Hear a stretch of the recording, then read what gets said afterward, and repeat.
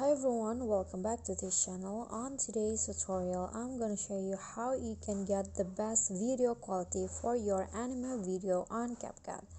So this one is pretty quick and easy. You just need to open your anime video in CapCut and go to adjust and use this setting. So click on the contrast and increase it into 20.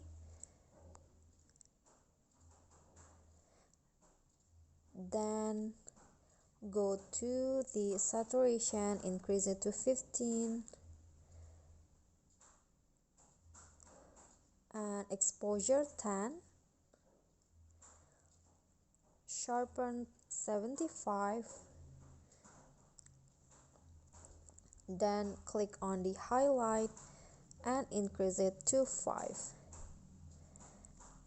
Okay, after that you are done. Then you can just click on this check icon and then export your video.